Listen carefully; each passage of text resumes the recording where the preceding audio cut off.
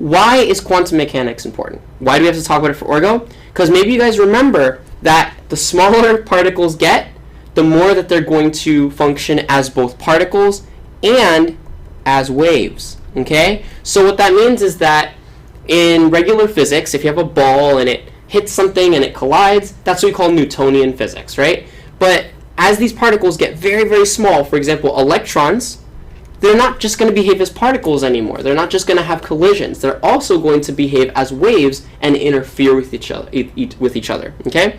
So there are these mathematical equations that make the math is very confusing. We don't need to know all that, but we do need to know a few things. For example, the Heisenberg uncertainty principle. What does that mean? Well, what that says is that because these are acting as waves, we can't simultaneously know an electron's speed and its position. Okay? We can know one or the other. We can know where it is, but not how fast it's going, or we can know how fast it's going, but not where it is. Okay? What that means is that instead of focusing so much on where the electron is at a given moment, what we're going to do is we're going to focus more on probabilities. We're going to say, okay, what are the chances that an electron is in this space? Okay? And that's actually going to be a lot more important for this course. So remember that I was just talking about these mathematical equations. Well, the reason that these equations are complicated is because these aren't just particles. These are acting as waves. There's a lot more complexity to it. And the way that we describe these is through wave functions, okay? So you can think of a function in math, right? It's just an equation that's going to describe the energy state of an electron at a given time, all right? And there is a Greek letter that we use to symbolize the wave function, so go ahead and circle that. It's the Greek letter psi, okay? So I kind of drew a bad psi, but whatever. That's a psi, okay? The psi is my letter to substitute for this wave function that I'm not going to teach you because it would be way too long and way too tedious, all right? But it turns out that if I take a derivation of that equation, and in fact, if I square it, so the psi squared, what that's going to give me is the relative probability of finding an electron in a certain space, okay? So that's really important, because now if I can take that equation and square it, that's going to tell me what are the chances that an electron is in a certain place. And that's what's important to me as an organic chemist, all right? So finally, where does this all go? Finally, if you take the 3D plot of this psi squared, because remember, this is just an equation, okay? So if I take a 3D representation of it, and so just right here of the psi squared, what I'm going to get is a region of space called an atomic orbital, all right? So that's where this all comes together. Basically, I'm using these really fancy equations to describe where our electron's going to be, okay? And that is what we call the atomic orbital. So the atomic orbital is just a mathematical representation of where these electrons might be at a given time. And that's a place where the chances of finding an electron are high.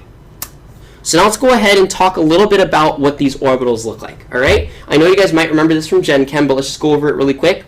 The simplest type of orbital is the 1s orbital. The 1s orbital is just a sphere. It's kind of small. That's it, okay? Remember that the first shell can hold 2 electrons, and the 1s orbital, each orbital can hold how many electrons? 2. So that's it. There's really nothing more to know. That first shell only has 1 orbital and it's 1s, okay? Then once we get into the second shell we're going to learn can actually hold 8 electrons. Okay, and I'll just put E's, okay? 8 electrons. And what that means is that it consists of 4 different orbitals that can hold 2 electrons each. The first one, and the lower energy one, is going to be the 2s. Now the 2s looks a lot like the 1s, it's just bigger, because these electrons are now a little bit further away from the nucleus, so they have a little bit more energy, all right?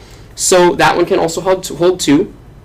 And then finally we have these 3 orbitals that are of a little higher energy state, and they're all the p orbitals. And the way that I think of it is that they kind of look like peanuts. Okay, your professor might have said dumbbells or whatever. Whatever the case is, I just think that they look like peanuts. So there's 3 of these. They go in different directions. The important part to know is that they all have the same energy and they can hold 2 electrons. Good? So what if we were, for example, trying to draw the atomic orbital diagram for carbon? Let's say we're doing carbon right here and trying to figure out where the electrons are going to go. So first of all, you guys have to tell me, how many electrons would a carbon atom have? It would have 6. So let's go ahead and write 6 electrons. Okay? And that's because carbon has an atomic number of 6, so it would have the same amount of electrons. So where do we put these electrons? Well, the first 2 should definitely go in the 1s. Okay? So now I have my 2 first electrons at the lowest energy state possible. Now that energy state is full. That shell is full, so now I have to jump up to the next higher energy, and that would actually be the 2s. Remember that I said 2s is a little bit more? I would then put 2 more electrons into 2s. Okay? Now I have 4 electrons that are filled in orbitals, but I still have 2 left. Where do you guys think I should put those? This one's a little trickier. I should put them in one of the p. I should put one in one p orbital and one in another p orbital. Okay? Now, just so you know, all 3 of these p orbitals are mathematically equivalent, but it's just normal convention to use x and y first. But if you really wanted to be a rebel, you could use z first. But it's just, your professor would just think like, what are you doing, right? So also notice that I drew them with an up spin. If you drew them with a down spin, that would also be fine as long as you're consistent. Don't draw one up and one down. That would be bad. But if you draw them both down, that's fine. All right? Cool. Just so you know, this little meme that I drew, I made this because it's like Schrodinger's cat is a thought experiment to talk about that a cat could be half alive or half dead at the same time. It's used to talk about how electrons could be in one place or they could like not be in one place. So it's interesting. Whatever. This meme did not go viral, so I should probably just stick to organic chemistry, right? Because I guess it wasn't that funny.